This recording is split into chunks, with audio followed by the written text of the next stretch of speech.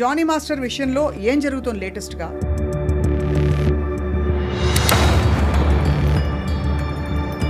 ఈ కంప్లైంట్స్ ఎక్కువగా కొన్ని ఇండస్ట్రీస్లో ఎక్కువ అని మీరు భావిస్తున్నారా? బ్యాంకింగ్ సెక్టర్లో ఉన్నాయి, హాస్పిటాలిటీలో ఉన్నాయి.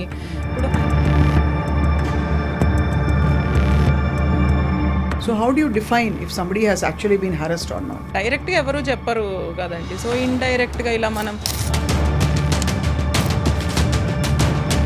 అదంతా ఒకలాగా హరాస్మెంటే. ఫిలిం ఇండస్ట్రీలో చూసుకుంటే కొన్ని ఫేక్ కేసెస్ కూడా వచ్చినాయి. జానీ మాస్టర్ మీద వచ్చిన అలిగేషన్స్ మాత్రం సబ్స్టాన్షియల్గా వచ్చాయని అనుకోవాలి కదా. వల్నరబుల్ ఏజ్ అది కన్సిడర్ చేసి అండ్ ఉన్న అథారిటీ పవర్ ఈమదేంటి స్టేచర్ అలా కన్సిడర్ చేసి ప్రైమా ఫేషియా చూస్తే మాత్రం it looks that way. So మీరు ఏ డైరెక్షన్లో ఇన్వెస్టిగేట్ చేస్తున్నారు? ఒకవేళ if is proven to be guilty ఎలాంటి శిక్షలు ఉంటాయంటారు? ఉమెన్ కాబట్టి ఆమె చెప్పిందంతా కరెక్ట్ అలా ఈ విషయంలోనే కాదు, ఇన్ ఎనీ కంప్లైంట్ అవ్వదు కదా. We have to see both the sides.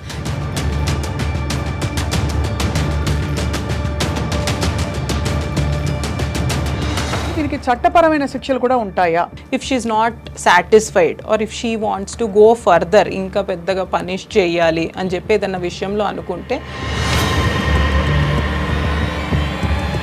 దీనికి ఎన్నేళ్ల శిక్ష ఉంటుందండి మామూలుగా చట్టపరంగా? లైఫ్ ఇంప్రిజన్మెంట్ కూడా.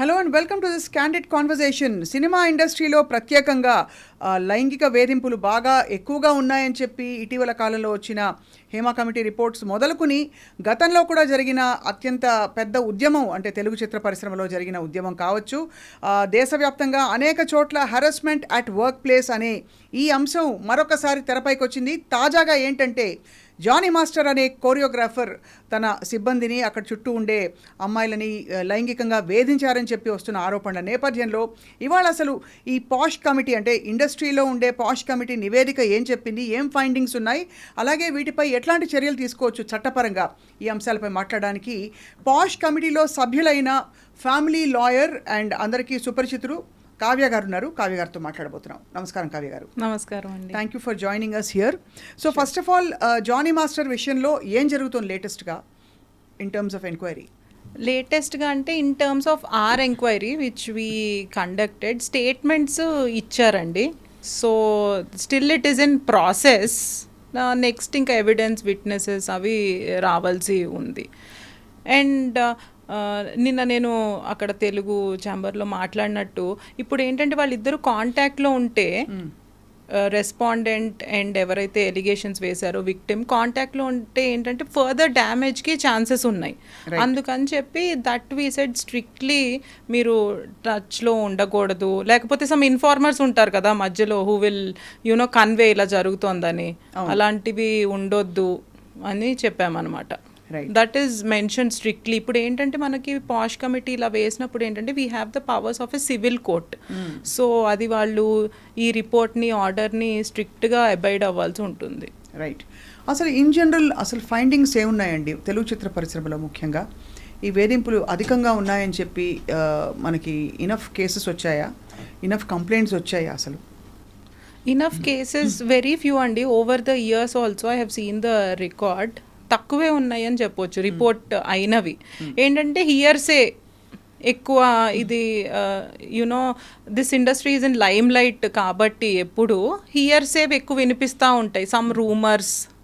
కానీ మనం వాటిని కాగ్నిజెన్స్ తీసుకోలేము కదా. We need a proper complaint. Yeah. So ఈ పాష్ కమిటీ కాన్స్టిట్యూట్ అయింది ఏ పర్పస్ తోటండి? మీరు సభ్యులుగా ఉండే ఈ కమిటీ? పాష్ కమిటీ అది శ్రీరెడ్డి ఇన్సిడెంట్ అయింది చూసారా, అప్పటి నుంచే it is in fact for a brief while I was existence. also part of the committee. Oh, good to know. Yeah. So కొన్ని మీటింగ్స్ తర్వాత మళ్ళీ అఫ్ కోర్స్ ఒక స్పెషల్ కమిటీ వేశారు to investigate what is happening. అది ఆ sub committee report అన్నది ఇంతవరకు మనకి నివేదిక సబ్మిట్ చేయలేదు. ఇటీవల చిత్ర పరిశ్రమలో చాలా మంది దీనిపై మాట్లాడి వాళ్ళ సోషల్ మీడియా హ్యాండిల్స్లో పెట్టారు. నందిని రెడ్డి కావచ్చు, సమంత కావచ్చు, ప్రగతి కావచ్చు, ఇంకా చాలామంది దయచేసి దీన్ని నివేదిక ఫైండింగ్స్ ఏంటో మాకు చెప్పాలని చెప్పి. బట్ యాజ్ అ ఉమెన్, అంటే మీరు అన్ని రంగాల్లో ఈ సెక్షువల్ హెరాస్మెంట్ ఉంటుంది అని చూస్తున్న తరుణంలో, as a women what you feel, Kavya గారు? ఈ కంప్లైంట్స్ ఎక్కువగా కొన్ని ఇండస్ట్రీస్లో ఎక్కువ అని మీరు భావిస్తున్నారా? కొన్ని ఇండస్ట్రీస్లో ఎక్కువ అంటే ఇప్పుడు మెన్ అండ్ ఉమెన్ కలిసి వర్క్ చేసి సర్వీస్ ఇండస్ట్రీస్లో ఎక్కువ ఉన్నాయండి. అంటే మీరు అన్నట్టు ఇప్పుడు ఫిలిం ఇండస్ట్రీలోనే ఉన్నాయా, అలాంటివి కూడా బయటకు వస్తున్నాయి, ఈ ఇండస్ట్రీలో ఉంటాయి అలాంటివి. But nothing like that. ఇప్పుడు మనం చూసుకుంటే బ్యాంకింగ్ సెక్టర్లో ఉన్నాయి, హాస్పిటాలిటీలో ఉన్నాయి. ఇప్పుడు హైయెస్ట్ వచ్చేసి యాజ్ పర్ రిపోర్ట్స్ 2024లో ఐసిఐసిఐలో 133 కంప్లైంట్స్ రిపోర్ట్ అయినాయి అనమాట under this POSH. Whereas earlier 23లో ఇట్ వాజ్ 43. అంత ఇంక్రీజ్ ఉంది. అండ్ అలానే నెక్స్ట్ టీసీఎస్, టాటా కన్సల్టెన్సీ దాంట్లో ఉన్నాయి. అలానే followed by other banks, Axis bank కానీ, tech Mahindra. This is official information. You can safely quote them. So ఇవి కాకుండా అంటే బహుశా కొన్ని పరిశ్రమల్లో ఇంకా గళం విప్పి మాట్లాడే ఆ సంస్కృతి రాలేదు.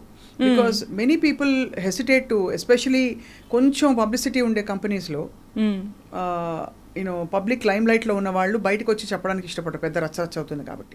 స్టిగ్మా వస్తుంది. మళ్ళీ కొన్నిసార్లు మేము విక్టిమ్తో మాట్లాడినప్పుడు, ఇదనే కాదు, పాష్ కమిటీ అనే కాదు, I deal with various things కాబట్టి, ఇలా sexual offences or non sexual against women మాట్లాడినప్పుడు ఏంటంటే వాళ్ళు మీరేం చేయకుండానే ఆ అబ్బాయి అలా చేశాడా, అలా స్టిగ్మా వస్తుంది అనమాట. అంటే you are also part of it అని, విక్టిమ్ షేమింగ్. కరెక్ట్. మీరు ఏం చేయకుండానే అతను ముందరికి వచ్చాడు, మీరు ఏం చేయకుండానే అతను ఫోన్ చేసి మాట్లాడగలిగాడా, లాంటివి. సో ఒక అమ్మాయి ఏమనుకుంటుంది, why should I go through, firstly she is going through some harassment, abuse, on about that somebody is blaming her for bravely reporting. అవును. అండ్ ఇది ఎక్కడికి ముందరికి వెళ్తుందో తెలీదు అని చెప్పి అన్రిపోర్టెడ్వి కూడా ఉంటాయి. రైట్. ఇక్కడ తెలుసుకోవాల్సిన విషయం ఏంటంటే, అసలు సెక్షువల్ హారాస్మెంట్ అని చెప్పడానికి మనకి గైడ్ లైన్స్ ఏం చెప్తున్నాయి, what accounts to sexual harassment. చాలా పరిస్థితుల్లో ఒక చాలా సెమీ జోవియల్ లైట్ హార్టెడ్ ఎన్వైరన్మెంట్లో కూడా చాలా లూడ్ రిమార్క్స్ జరుగుతాయి, కామెంట్ చేయడాలు జరుగుతాయి, ప్రపోజిషన్ చేయడాలు జరుగుతాయి. ఇవన్నీ వినికిడి మీద, అంటే కేస్ స్టడీస్ చూసిన దీనిలో అడుగుతున్నాను నేను బేసిస్ మీద. So how do you define if somebody has actually been harassed or not? అది సెక్షువల్ హెరాస్మెంట్ అంటే it need not be the main act itself. ఏంటంటే సెక్షువల్లీ కలర్డ్ రిమార్క్స్ చేయడము వాళ్ళ బాడీ గురించో, సమ్ పాసింగ్ ఆన్ సమ్, అంటే వాళ్ళు కొంతమంది ఎలా చూపిస్తారంటే చాలా ఫ్రివ్లెస్ రిమార్క్ లాగా ఏదో క్యాజువల్గా అన్నట్టు చూపిస్తారు, కానీ వాళ్ళకి ఆ క్లోజ్నెస్ ఉండదు వాళ్ళతో. అవును. ఇప్పుడు నేను ఇక్కడ కూర్చున్నానండి, ఎవరో వచ్చేసి కొంచెం క్లోజ్ అయిపోయి అలా చేశారనుకోండి, ఇట్ ఈస్ నాట్ రిక్వైర్డ్ కదా, ఇట్స్ ఆడ్ కదా ఇక్కడ ఈ ఎన్వైరన్మెంట్లో. అలాంటివి చేయడం, అలానే అంటే జెస్చర్స్, లేకపోతే మనము బయటికి వెళ్తే బాగుంటుంది అనడము, లేకపోతే డిన్నర్కి వెళ్దామా అంటే in a professional environment okay, మీరు ఫ్రెండ్స్ అయ్యారు, then that is a different story, that is an organic process. అలా కాకుండా సడన్గా అవుట్ ఆఫ్ బ్లూ వచ్చేసి ఎక్కువ కాంప్లిమెంట్స్ ఇచ్చేయడము, లేకపోతే ఇలా ఇండైరెక్ట్గా, డైరెక్ట్గా ఎవరు చెప్పరు కదండి, సో ఇండైరెక్ట్గా ఇలా మనం డిన్నర్కి వెళ్దాము, I planned it for you or something which is unnecessary అక్కడ మెన్షన్ చేయడము, అదంతా ఒకలాగా హెరాస్మెంటే. Onus of proving this lies on the victim. అంటే if somebody comes in complaints, for example ఒక కంప్లైంట్, నేను కంప్లైంట్ ఇచ్చాను అనుకోండి, ఎవరో ఇలా అన్నారని, కమిటీ వేస్తారు, ఆ కమిటీ ఇన్వెస్టిగేట్ చేస్తుంది, అది ప్రూవ్ చేయడం, సపోజ్ అవతల వాళ్ళు డినై చేశారు, అది ప్రూవ్ చేయాల్సి ఉంటుందా ఫర్ ఇట్ టు కాన్స్టిట్యూట్? అవతల వాళ్ళు డినై చేయడం అంటే firstly complaint will be accepted అండి, with or without you know they produced evidence, witnesses, will it take time అని చెప్పి సిచ్యువేషన్ బట్టి ఇట్ విల్ బి టేకెన్. కానీ దాని తర్వాత it is based on evidence and witnesses only. అదే త్రూ ద ప్రాసెస్ అయితే they only play a major role. Just ర్యాండమ్గా అనడానికి ఉండదు కాబట్టి ఇంతవరకు. అంటే అట్లీస్ట్ ఒక చోట ఏమన్నారంటే, if you cannot corroborate anything, అంటే ఎవిడెన్స్ ఇవ్వలేని సిచ్యువేషన్స్ ఉంటాయి, విట్నెస్లు ఉండకపోవచ్చు, వచ్చిన వాళ్ళు చెప్పాలని లేదు కదా, అవును, మేము ముందరికి వచ్చి చెప్పము, నీతో అయితే చెప్తాం అనే వాళ్ళు కూడా ఉంటారు. అలాంటప్పుడు మనకి క్లియర్గా ఉండాలి, అట్లీస్ట్ అబ్యూస్ జరిగే ఉంటుంది, అలాంటి సిచ్యువేషన్ ఉండాలి. అవును.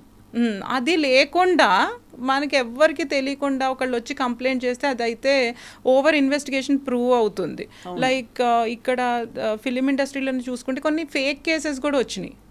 ఉమెన్ రిపోర్ట్ చేసి కంప్లైంట్ చేసినవి ఓవర్ ఇన్వెస్టిగేషన్. ఫేక్ అంటే there is no sexual harassment, అలాంటివి there is no sexual harassment per se. It's like నేను మీకు డబ్బులు ఇవ్వాలి, you are a man, I'm a woman, we work together associated in some project or something.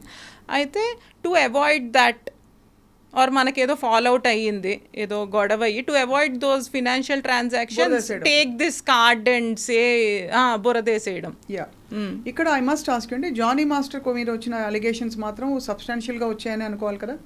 అంటే ఇంతవరకు అంతవరకు substantial అంటే first thing అండి. అంటే మీరు దీంట్లో లీగల్గా ఏం ఆలోచించొద్దు. I'm telling the age of the victim, she is very young, vulnerable age, అది కన్సిడర్ చేసి అండ్ ఉన్న అథారిటీ పవర్ ఈమదేంటి స్టేచర్ అలా కన్సిడర్ చేసి ప్రైమా ఫేషియా చూస్తే మాత్రం it looks that way that it ఏదో exercise of power for undue unfair benefit has been done. Prima facie it certainly because ఇతరులు కూడా వచ్చి చాలా మంది ఇలాగా అంటే ప్రపోజిషన్ చేసి డైరెక్ట్గా ఇండైరెక్ట్గా ఇతను కామెంట్స్ చేసి రిమార్క్స్ చేసి ఫలానా కరవాన్లోకి రావాలని చెప్పినట్టుగా ఏవో వినిపిస్తున్నాయి మనకి. సో మీరు ఏ డైరెక్షన్లో ఇన్వెస్టిగేట్ చేస్తున్నారు? అంటే విక్టిమ్తో మాట్లాడారు, మీరు మాట్లాడారు, అండ్ కాకుండా జానీ మాస్టర్ పిలిచి మాట్లాడారా? జానీ మాస్టర్ స్టేట్మెంట్ కూడా రికార్డ్ అయింది. He is following the procedure అండి as of now. He's following. అంటే ఇప్పుడు ఏంటంటే మనకి ఇలా కంప్లైంట్ వచ్చాక కొన్ని టైమ్ లైన్స్ కూడా ఎదురవ్వాల్సి ఉంటుంది. కంప్లైంట్ తీసుకోవడము, తర్వాత రెస్పాండెంట్కి అది పాస్ చేయడము, తర్వాత we have to give some time so that he will revert back. ఆయన ఏమనుకుంటున్నారు, హిస్ స్టోరీ కూడా ఇంపార్టెంట్ కదా దేంట్లో అయినా.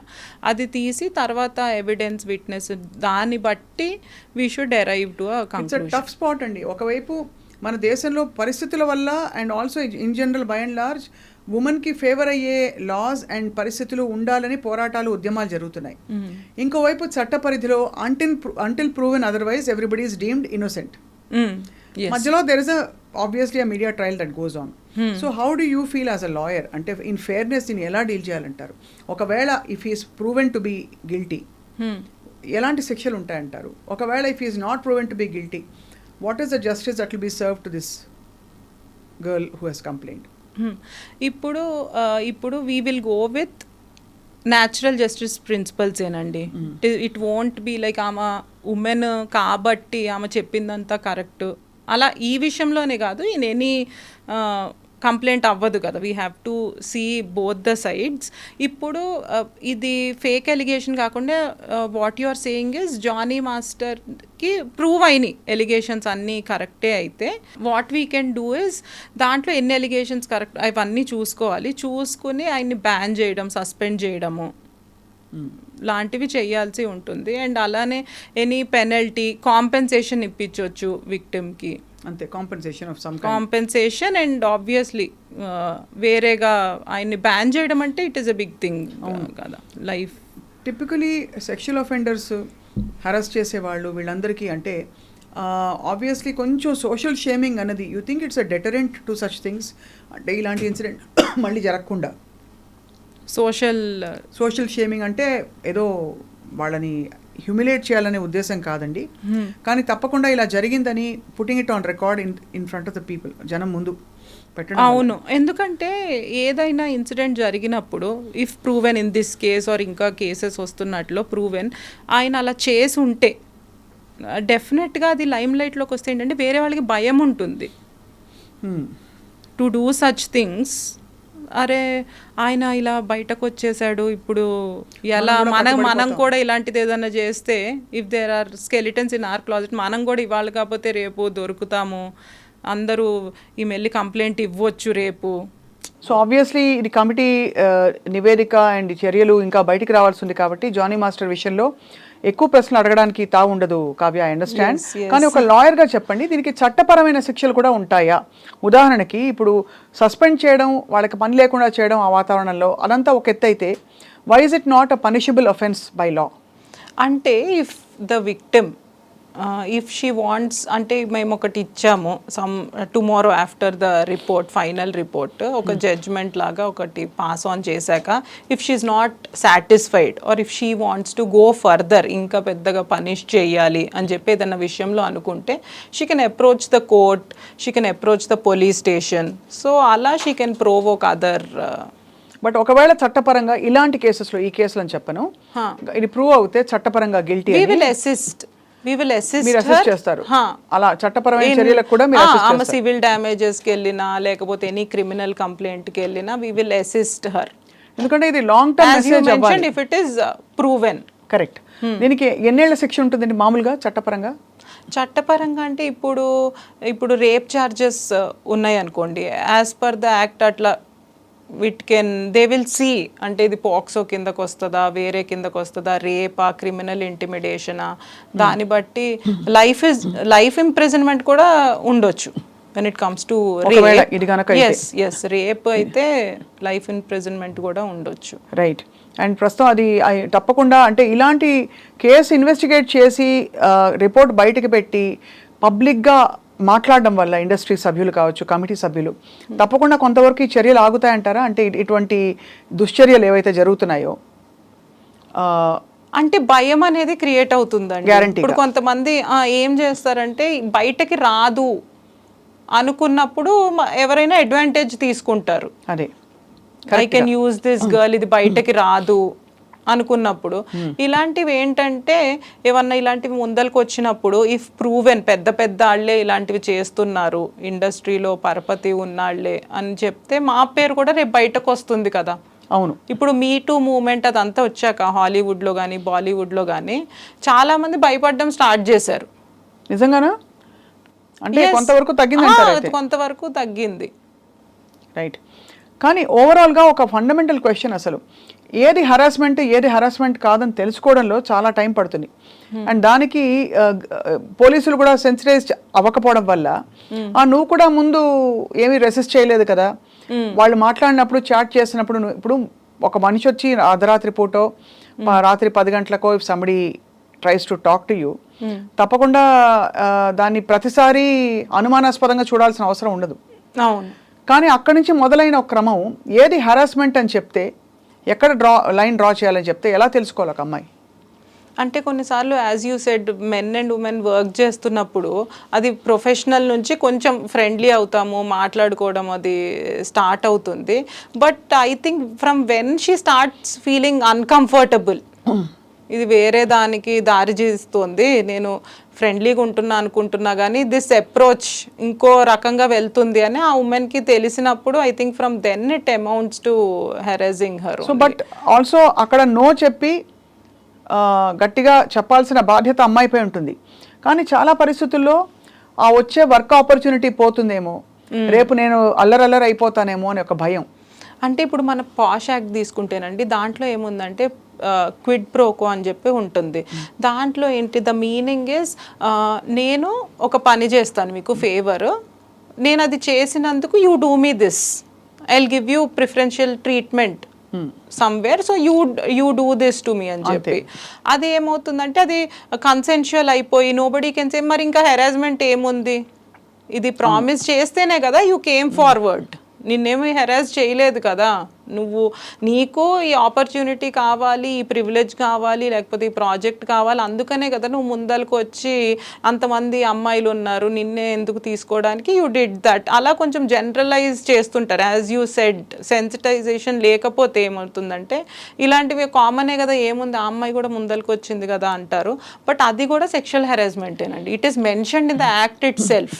And as you said 2 things ఉన్నాయి దీంట్లో. ఒకటి, ఇది చేస్తే ప్రిఫరెన్షియల్ ట్రీట్మెంట్ ఇస్తా నీకు, I take you to places, positions, లేదు నీకు రావాల్సిన మెంబర్షిప్ ఇస్తా, మెంబర్షిప్ ఇస్తా, లేకపోతే నిన్ను పైకి నెట్టేస్తాను, లైక్ కాంట్ బి అన్నారు అనుకోండి, then that is also sexual harassment only. What she deserves ఇవ్వకుండా చేసినా it amounts to that. Right. So ఓవరాల్గా అయితే క్లియర్ గైడ్ లైన్స్ అయితే ఉన్నాయి. మరి ఆడపిల్లల్ని ఇన్ వేరియస్ ఇండస్ట్రీస్ సెన్సిటైజ్ చేయడానికి ఏం చేయాలంటారు? To put your foot down and say no, no is a no అని. అంటే బేసిక్గా జెండర్ సెన్సిటైజేషన్ కావాలండి మనకి. మనము హేమా కమిటీ గురించి మాట్లాడుకున్నా, ఇప్పుడు అలానే పాష్ మీరు అన్నారు గైడ్ లైన్స్, వాటి గురించి మాట్లాడుకున్నా, అవి ఏం చెప్తున్నాయి అంటే ఇప్పుడు బాగా క్లియర్గా కనిపించే ప్లేసెస్లో, వర్క్ ప్లేస్లో ఇట్లా ఒక కమిటీ ఉంది అని తెలియజేయడం. ఎందుకంటే చాలామందికి తెలియదు. ఇప్పుడు when I speak to people in the corporate, మా ఫ్రెండ్స్కి కూడా ఇలా ఒకటి ఉంటుందని తెలియదు. దో ఇట్ ఈస్ మ్యాండేటరీ, ఎవరంత ఫాలో అవ్వడం లేదు. రైట్. సో అలా అన్ని చోట్ల పెట్టారనుకోండి విత్ పిక్చర్స్, ఇట్లా ఈ కమిటీ ఉంది and this amounts to sexual harassment, you can be penalised, you can be punished, you can lose your job for that అని చెప్పి, అప్పుడు ఎంతైనా భయం అనేది క్రియేట్ అవుతుంది మనుషుల్లో.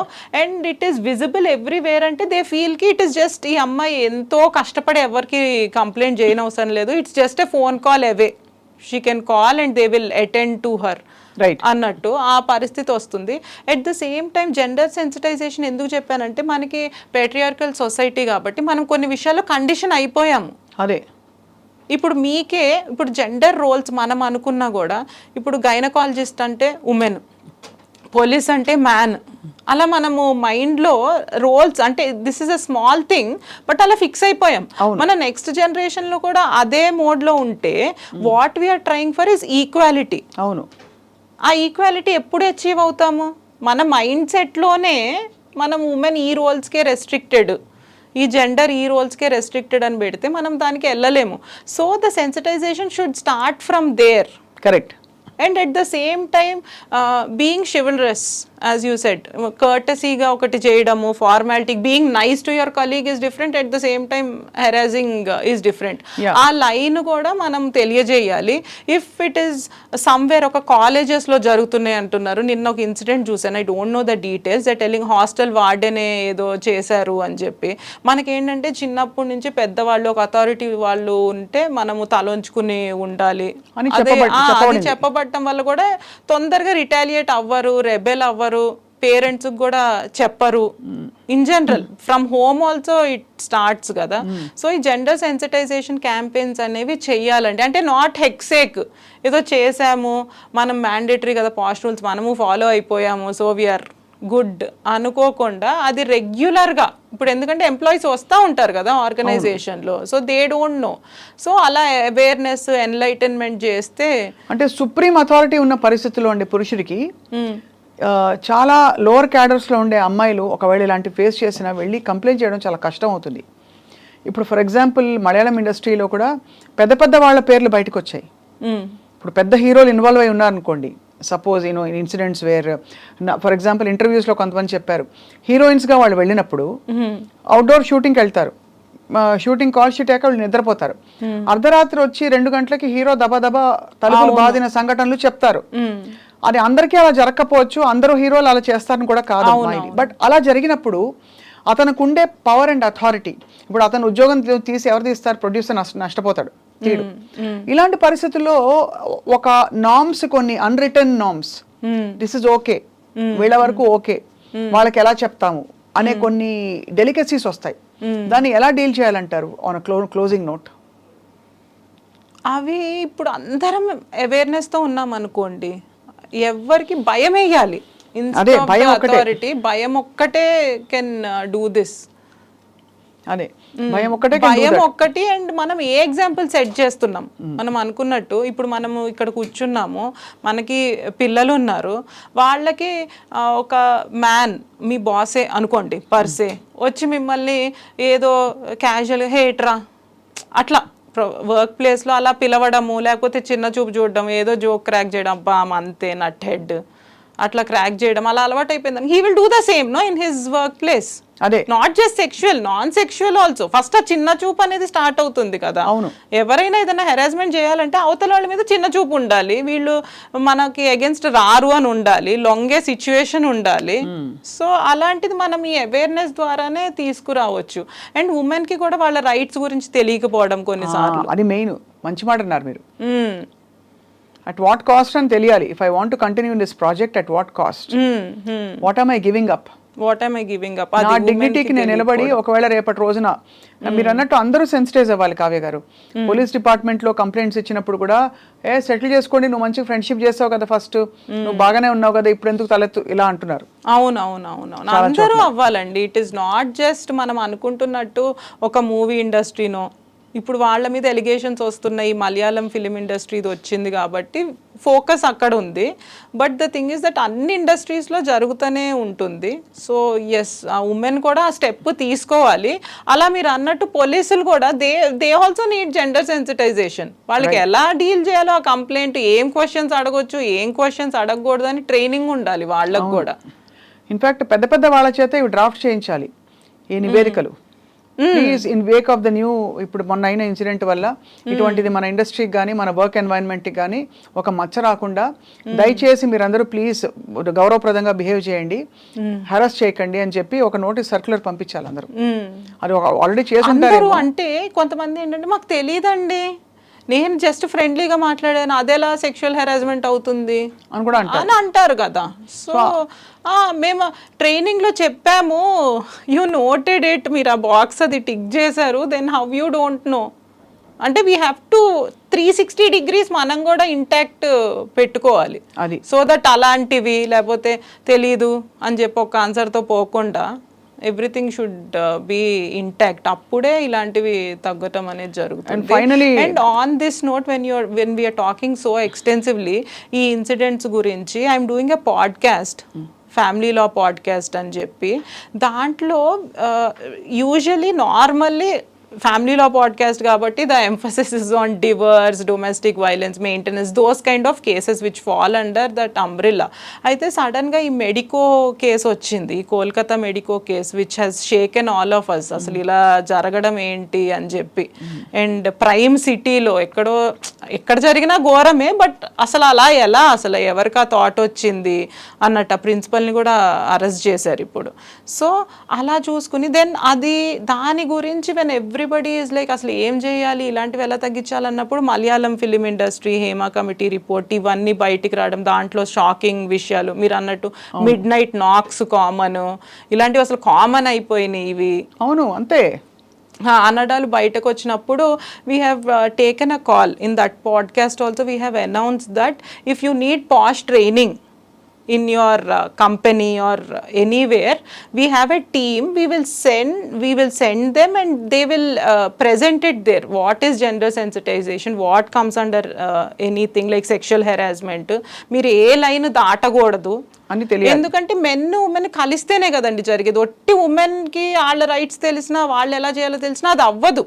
అవును, మెన్నుకు కూడా తెలియాలి. ఎందుకంటే మనం వచ్చి ఇక్కడ బయటకి వచ్చి నేను వర్క్ చేసుకుంటున్నాను, మీరు వర్క్ చేసుకుంటున్నారు అనుకోండి, not just our mothers, no, our fathers encouraged us, there are so many men also who encouraged and stood by us. So రెండు జెండర్స్కి తెలియాలి కాబట్టి we started that program also. We said we will come and we will give training whenever required. More and more women I think బయటకు వచ్చి మాట్లాడగలగాలి. అప్పుడెప్పుడో జరుగుతాయి, ఇప్పుడు ఎందుకు మాట్లాడుతున్నావు అని జడ్జిమెంట్స్ లేకుండా ఎప్పటికో అప్పటికి ఎస్ నాకు కూడా జరిగిందని ఆ మీటూ క్యాంపెయిన్ అయితే మొదలైందో, బట్ దాని కన్క్లూజివ్ గా కొన్ని శిక్షలు పడి కొన్ని చర్యలు, కొన్ని రామిఫికేషన్స్ ఉన్నాయి దీనికి. అవును, ఇప్పుడు పాష్ లో మనం చూసుకున్నాం అనుకోండి, దే సెడ్ ఇన్సిడెంట్ జరిగి 3 months అయి ఉండాలి, ఎనీ సచ్ ఇన్సిడెంట్. లేకపోతే లాస్ట్ ఇన్సిడెంట్ అది జరుగుతూ వస్తుంది ఒక క్రమంలో ఫ్యూ ఇయర్స్ నుంచి అనుకోండి, లాస్ట్ ఇన్సిడెంట్ జరిగి 3 months అయి ఉండాలి. లేకపోతే ఇంకో 3 months the committee can take a call, ఏ సిచ్యువేషన్లో అమ్మాయి చెప్పలేకపోయింది అనేసి. So one request to women is, ఇలాంటివి ఏమన్నా జరిగినప్పుడు డోంట్ హెసిటేట్. మీరు లేట్గా వస్తే ఎంతైనా ఆ ఇంపాక్ట్ ఉంటుంది, ఎందుకు ఇంత ఆలస్యంగా వచ్చారు అని చెప్పి. అండ్ ఇన్వెస్టిగేషన్ కూడా గెట్స్ డిఫికల్ట్. బికాస్ అవన్నీ అన్ని పాతవి లేయర్డ్ ఇన్వెస్టిగేషన్ కాంప్లికేట్ అయిపోతుంది కాబట్టి I think women also should be proactive. తప్పకుండా. అఫ్ కోర్స్ ఐ అప్రిషియేట్ ఎవరన్నా బ్రేవ్ గా వచ్చి చెప్పే వాళ్ళని, బట్ స్టిల్ టైమ్లీ యాక్షన్ కూడా ఇట్ హెల్ప్స్.